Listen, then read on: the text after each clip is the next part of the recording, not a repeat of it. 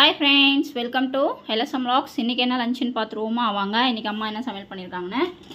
இன்னைக்கு மாட்டு பொங்கல் நல்வாழ்த்துக்கள் எல்லாருக்குமே. சூடான சாதம் ரெடி. அப்புறமா வந்து ரசம். நல்லா மிளகு, சீரகம், பூண்டுலாம் தட்டி போட்டு நல்லா ரசம் வச்சிருக்காங்க. நிறைய கொத்தமல்லிலாம் போட்டு சூப்பரா இருக்கும். எப்பயுமே வந்து கையில கரைச்சி தான் வைப்பாங்க ரசம். செம்ம டேஸ்டா இருக்கும்.